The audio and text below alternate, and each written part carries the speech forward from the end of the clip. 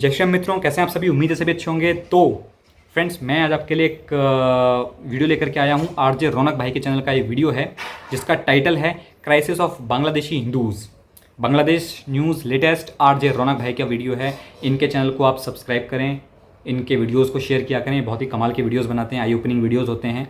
और इनके जो और चैनल्स हैं, कॉमेडी वीडियोज़ हो इनकी, या फिर क्रिको या क्रिकेट से रिलेटेड, तो बहुत ही अच्छा कंटेंट होता है इनका। मतलब और इस चैनल पर जितने भी कंटेंट होता है इनका, वीडियोस वगैरह बहुत आई ओपनिंग होती हैं, ठीक है, तो बहुत नॉलेजेबल होती हैं।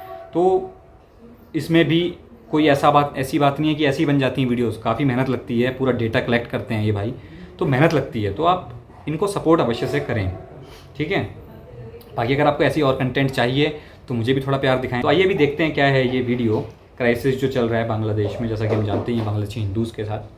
तो अभी देखते हैं क्या है वीडियो, फिर डिस्कस करते हैं इस पे। आइए स्टार्ट करें। दोस्तों, शेख हसीना के बांग्लादेश छोड़ने के बाद से बांग्लादेश के 1 करोड़ से ज्यादा हिंदुओं की आबादी खतरे में आ गई। हाँ। अब तक सैकड़ों हिंदू घरों को जलाया जा चुका है, हिंदुओं की दुकानों को लूटा जा रहा है और दर्जनों हिंदू मंदिरों में आग लगा दी गई है। देवी देवताओं की मूर्तियों को तोड़ दिया गया है। ऐसा लग रहा है कि बांग्लादेश की हिंदू आबादी और बांग्लादेश के जिहादियों के बीच शेख हसीना एक दीवार बनकर खड़ी थी और उनके जाते ही वो दीवार टूट गई और जिहादियों ने हिंदुओं पर धावा बोल दिया। बांग्लादेश के मशहूर हिंदू संगीतकार राहुल आनंदा के घर आग लगा दी गई।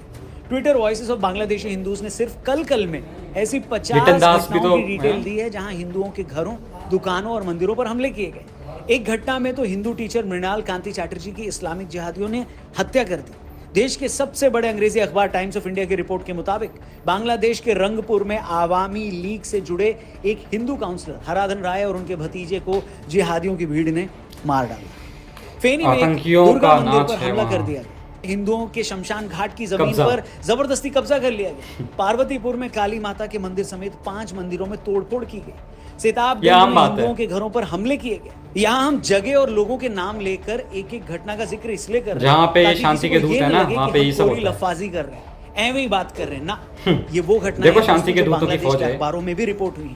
बांग्लादेश की हिंदू, बौद्ध और क्रिश्चियन काउंसिल के लीडर काजोल देवनाथ ने खुद ऐसी 200 से 300 घटनाओं के बारे में बताया है। पोलैंड के एक बड़े ट्विटर अकाउंट ने अपने ट्विटर अकाउंट पर बांग्लादेश की हिंदू, बौद्ध, क्रिश्चियन काउंसिल की तरफ से माइनॉरिटीज पर किए गए हमलों की पूरी लिस्ट छापी है। बांग्लादेशी ट्विटर हैंडल राजू दास ने अपने ट्विटर अकाउंट पर ऐसे 20 वीडियो शेयर कर रखे हैं जिसमें बांग्लादेश में हिंदुओं के घरों, दुकानों और मंदिरों पर हो रहे हमले देख सकते हैं।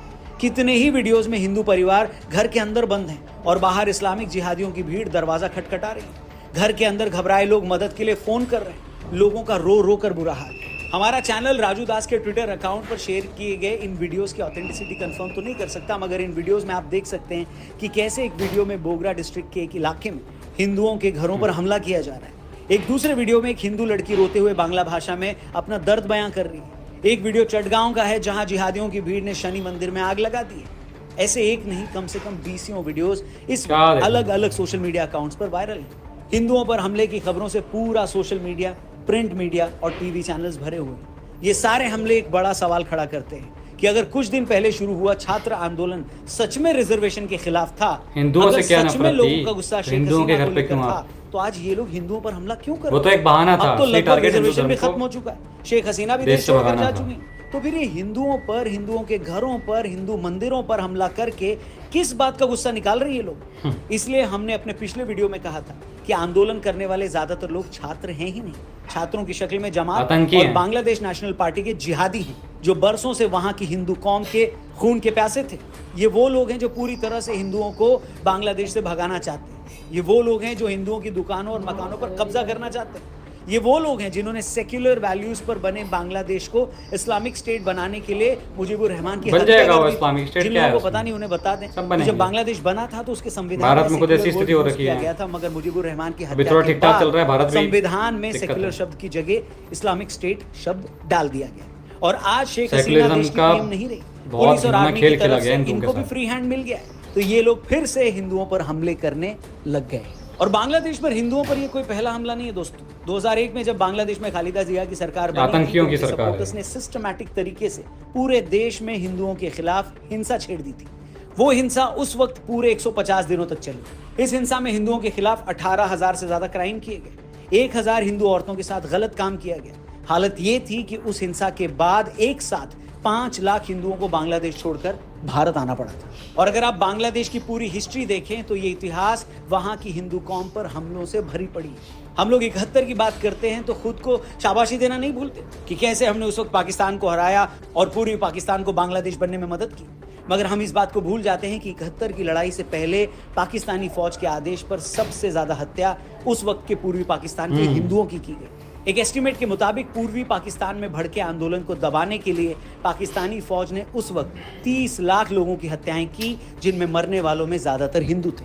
अमेरिका के सांसद एडवर्ड कैनेडी ने 1971 में अमेरिकी संसद में एक रिपोर्ट पेश की थी। उस रिपोर्ट में उन्होंने बताया कि 71 से पहले पूर्वी पाकिस्तान में हुई हिंसा में मरने वाले लोगों में सबसे ज्यादा वहां के हिंदू थे। आजादी के आंदोलन को दबाने के लिए हिंदुओं की हत्याएं की गई, उनके दुकानों को जलाया। इतनी सहिष्णु कौम है ना ये हिंदुओं के घरों की पहचान हो सके इसके लिए हिंदू घरों के बाहर बाकायदा सहिष्णुता में गया ताकि भीड़ उन घरों में आग लगा सके। एडवर्ड ने अपनी रिपोर्ट में बताया कि ये सब कुछ उस वक्त की पाकिस्तानी फौज के इशारे पर किया गया। हैरानी है कि आज हम जब 71 की बात करते हैं तो इस बात के लिए ताली पीटते हैं कि सहिष्णुता में और कमजोरी में से बांग्लादेश बन पाए। एक बस नहीं रेखा कहीं हमने उस वक्त पाकिस्तान के 90,000 हम सहिष्णु होते ना, मगर इस बात की चर्चा कोई नहीं करता कि बांग्लादेश बनने से पहले पाकिस्तानी फौजों ने पूर्वी पाकिस्तान में लाखों हिंदुओं को मार डाला था। बांग्लादेश में हिंदुओं की बुरी हालत पर अभी कुछ टाइम पहले हमने एक डिटेल्ड वीडियो बनाई थी, उसका लिंक भी मैंने डिस्क्रिप्शन में दिया है। जाकर उस वीडियो को देखेंगे तो और भी बातें आपको समझ में आएंगी। जानते हैं हिंदुओं पर हो रही इस खुलेआम हिंसा के बीच सबसे ज्यादा शर्म की बात क्या है? इस सब के बीच सबसे ज्यादा शर्म की बात यह है कि बजाय जरूरी था कि इस दुर्दशा पर चिंता करने की, भारत का तो हिंदू बटा हुआ है, उस पर आंसू बहाने की, भारत में एक बहुत बड़ा सेक्शन इस बात से खुश है कि चलो बांग्लादेश से शेख हसीना चली गई। वो लोग शेख हसीना के जाने से इसलिए खुश है क्योंकि वो भारत की करीबी थी। वो लोग शेख हसीना के जाने से इसलिए भी खुश है कि उन्होंने पूरी दुनिया को नाराज करके मोदी का साथ दिया। इन लोगों को शेख हसीना की हार में मोदी की हार दिख रही है, इसलिए ये लोग खुश हैं। मगर ये जाहिल ये नहीं समझ पा रहे और ये बिल्कुल नहीं देख पा रहे कि अब वहां के हिंदुओं का क्या होगा। क्या तुम लोगों के लिए एक आदमी से अपनी पॉलिटिकल नफरत ज्यादा मायने रखती है या बांग्लादेश के 1 करोड़ 30 लाख हिंदुओं की सेफ्टी? बताओ। मतलब और ये वो लोग हैं जो सीएए और एनआरसी का भी विरोध कर रहे थे। क्या इन लोगों को अब भी समझ में नहीं आया कि भारत सरकार सीएए क्यों ला रही थी? भारत सरकार इसलिए सीएए ला रही थी ताकि पाकिस्तान, बांग्लादेश, अफगानिस्तान में रह रही गैर मुस्लिम माइनॉरिटीज को सुरक्षा दी जा सके। अफगानिस्तान में तो हिंदू सिख बचे ही नहीं। हिंदुओं और सिखों के साथ हर दिन क्या हो रहा है ये सबके सामने। 1947 के टाइम जिस पूर्वी पाकिस्तान यानी आज के बांग्लादेश में 30% आबादी हिंदू थी, आज वहां 8% भी हिंदू नहीं बचे। और अब वहां के जैसे हालात है ना इस वक्त, शायद अगले कुछ सालों में इतने भी न बचे। मगर ये सब बातें भारत में बैठे कुछ एजेंडा बाजों को बिल्कुल समझ नहीं आती। इन्हें ना भारत के हिंदुओं से कुछ लेना देना है और ना कहीं और के। इन्हें तो बस इस बात की टेंशन है कि अगर सीए के बहाने देश में कुछ लाख हिंदू और आ गए तो मोदी के वोट न बढ़ जाएं। फिर चाहे इन्हीं के हिंदू भाई उन सारे देशों में कैसे भी मौत मारे जाएं, मगर ये लोग पिघलेंगे बिल्कुल नहीं। बांग्लादेश में आज हिंदुओं के साथ जो हो रहा है ये उन हिंदुओं के मुंह पर भी एक करारा थप्पड़ है जो जाति के नाम पर सीए लाए क्यों नहीं लाते डंके के। आज बांग्लादेश में हिंदू मारे जा रहे हैं तो क्या मारने वाले उनकी जाति पूछ रहे? इन देशों में आज तक जिन लाखों हिंदुओं का कत्लेआम हुआ, क्या मारने से पहले जिहादियों ने उनका आधार कार्ड और वोट पूछा था? क्या वो लोग ये भी चेक करते हैं कि आप किस पार्टी के सपोर्टर हैं? ऐसा तो नहीं है ना कि बांग्लादेश में उन हिंदुओं को छोड़ दिया गया जो मोदी विरोधी थे। उसी तरह कल को अगर तब भी बटे रहेंगे भारत में हावी हो गए तो आपको क्या लगता है ये वाली जाति तो बीजेपी को वोट नहीं देती थी, उसे छोड़ दो? बिल्कुल नहीं। जातियों में बटे हिंदुओं को ये कब समझ आएगा कि दूसरे पक्ष के लिए आपका उनके धर्म का न होना ही काफी है, फिर चाहे आपकी जाति, गोत्र कुछ भी क्यों ना हो। इसलिए जाति के नाम पर बटे हिंदुओं को क्या करना है ये उन्हें खुद तय करना होगा। खुद इकट्ठे होने का मतलब ये नहीं है कि हमें किसी से लड़ना है, हम तो वैसे भी किसी से नहीं लड़ते, लेकिन खुद को बचाने के लिए तो एक होकर रहना जरूरी है। ये उन्हें तभी समझ में आएगा जब उन पे बीते। एकजुट होकर नहीं रहोगे तो दूसरा तो आपकी फूट का फायदा उठाएगा।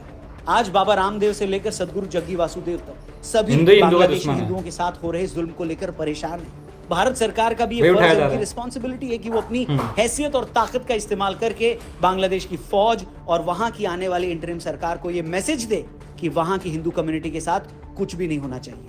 जयशंकर साहब ने ऐसे कुछ स्टेटमेंट दिए भी हैं, मगर फिर अगर वहां हिंदुओं के खिलाफ वायलेंस नहीं रुकती तो भारत सरकार को इसका कोई सोल्यूशन, इसका कोई रास्ता निकालना ही होगा। हम ये सोचकर हाथ पर हाथ धरे नहीं बैठ सकते बॉस कि वो तो दूसरे देश का मामला है। वैसे भारत सरकार सीए लाकर पहले मैसेज भेजो इन दंगाइयों को, बांग्लादेश और पाकिस्तान में रह रहे हिंदुओं, सिखों और बौद्धों को पराया नहीं मानती, मैंने इन 3 धर्मों का जिक्र इसलिए किया क्योंकि यही लोग वहां ऑप्रेस्ड हैं। लेकिन टाइम आ गया है कि भारत इन देशों में रहने वाले हिंदुओं और बाकी माइनॉरिटीज की सेफ्टी के लिए बयानबाजी के आगे जाकर कुछ तगड़ा कदम तो उठाए, क्योंकि कोई भी गैरतमंद इंसान ये बर्दाश्त नहीं कर सकता कि उसके भाई बहन किसी और मुल्क में जिहादियों के हाथों यूं मारे जाएं। उठाना पड़ेगा। उम्मीद है भारत सरकार इस बात को जरूर समझ रही होगी और इसका कोई ना कोई रास्ता जरूर निकले। बाकी आपकी इस मामले पर क्या राय है? बांग्लादेशी हिंदुओं के लिए भारत सरकार क्या कर सकती है? उन्हें हम कैसे प्रोटेक्ट कर सकते हैं? बांग्लादेश की सरकार पर उम्मीद हमारी कैसे भी यही है प्रेशर कि बनाया कुछ जा ना कुछ सकता राय है? है। जो भी आप आप इस अपनी बारे में राय भी सोचते दिखाएं, हैं, जो भी बताएं आपकी राय comment है, section कमेंट में। करके जरूर बताइएगा। कोई और idea रिक्वेस्ट है दें। आपसे कि ये वीडियो ज्यादा से ज्यादा लोगों तक पहुंचाएगा, शेयर जरूर करिएगा, क्योंकि सच जानना सबका अधिकार है, सबका हक है। Thank you for watching. Channel subscribe करके जाइएगा। जल्दी मिलते हैं। जय हिंद। शेयर करें जय यार भारत। ऐसे वीडियोस को। जय हिंद जय भारत। बहुत ही दुखद वीडियो था। तो जैसा कि आपने देखा कि वहाँ पर कितनी बुरे हालात हैं, तो भारत में अब वहाँ की हालात देख के भी यहाँ के हिंदुओं की आंखें नहीं खुल रही हैं। वो ऐसे जातियों में बटे हुए हैं और वो बटे रहेंगे। मतलब बहुत ही एक दुखद बात है, पर ये सच्चाई है कि वो बटे रहेंगे चाहे कुछ भी हो जाए। वो एक नहीं हो सकते, वो एक नहीं हो सकते।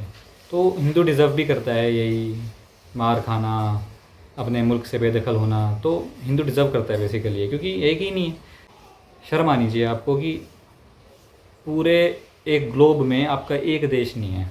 सोच रहे हो, किसी के 56 देश हैं, किसी के कितने देश हैं, अपना एक भी देश नहीं है ना। हम सेकुलर हैं, हम बड़े सेकुलर हैं। तो ठीक है, सेकुलर हैं, अच्छी बात है, बने रहो सेकुलर। मंदिर टूटते हैं तो टूटने दो। मंदिर टूट रहे हैं, क्या है, टमाटर सस्ते मिल रहे हैं, सरकारी नौकरी मिल गई आपके बच्चों को, और क्या चाहिए? मंदिर क्या दे रहा है आपको? कुछ नहीं। तो टूटने दो। अब क्या करने, दुख तो होता है लेकिन कुछ कर नहीं सकते ना, क्योंकि अब हमें जब पता है कि, जब आपको पता हो कि अपने जो सगे भाई हैं वही अपने पीठ पे छुरा घोंपने वाले हैं, तो फिर क्या कर सकते हैं? जब हिंदू ही हिंदू का दुश्मन है, हिंदू ही एक नहीं है, तो फिर तो आप डंगे की चोट पे कुछ भी नहीं बोल सकते ना भाई। और मोदी जी भी कहाँ लगे हुए हैं हिंदुओं के लिए राम मंदिर बनवा रहे, सब करवा रहे। अरे कहाँ, छोड़ो इन हिंदुओं को। ये हिंदू भगवान राम के सगे नहीं हुए, ये अयोध्या वाले भगवान राम के सगे नहीं हुए, आपके क्या होंगे? तो अपनी राय कमेंट सेक्शन में रखें कि बांग्लादेश में जो हो रहा है उसके लिए सरकार को क्या स्टेप उठाना चाहिए। मतलब क्या बयानबाजी से आगे बढ़कर कुछ मिलिट्री ऑपरेशन करना चाहिए? मेरे ख्याल से तो करना चाहिए, है ना। डेफिनेटली करना ही चाहिए, क्योंकि ये शांति के दूत जो हैं, ये जहाँ भी हैं वहाँ पर अपनी शांति की जो है इन्होंने ऐसी धूम मचाई है कि उसकी कोई पराकाष्ठा नहीं है। तो ये शांति दूत जो हैं, इनका कुछ करना पड़ेगा, वरना दिक्कत तो हो ही रही है, वरना एक आने वाले टाइम में भारत की भी स्थिति बहुत अच्छी नहीं रहेगी। तो ये है। बाकी इसमें अपनी आपकी राय क्या है इसमें कमेंट सेक्शन में बताना। मैं तो यही कहूँगा कि आप लोग एक हों, एकजुट हों, जातियों को छोड़ें, अपने नाम के आगे शर्मा, वर्मा, यादव और ये सब लिखना बंद करके अपने नाम के आगे सनातनी लिखें बस। अगर आप कर सकते हैं तो कमेंट सेक्शन में इतना लिखें, राहुल सनातनी, वैभव सनातनी, नमन सनातनी, अमन सनातनी, ठीक है। तो ये है। तो अपनी कास्ट आप जो है कि कास्ट ना लिखें, बस कास्ट के नाम पे सनातनी ही लिखें। एक ही कास्ट, एक ही जात, सनातन, बस, बाकी कुछ है ही नहीं। तो आप इस तरीके से जब होंगे एक, तो फिर बात बनेगी। वरना सरकार भी क्या करेगी? सरकार भी कुछ नहीं कर पाएगी, क्योंकि ये जब आप ही, जिसे कहा जाता है अवाम, वही जब एक नहीं है तो फिर तो कुछ नहीं हो सकता। बहुत ही सैड न्यूज़ है। बाकी देखते हैं आगे क्या होता है। ऐसी और अपडेट्स के लिए आप बने रहें मेरे साथ। अब जो भी होगा आगे बांग्लादेश में, उसका मैं अपडेट लाता रहूँगा आपके लिए चैनल पर। सब्सक्राइब करें चैनल को, सपोर्ट करें, और मिलते हैं फिर नेक्स्ट वीडियो में। तब तक के लिए जय श्री राम।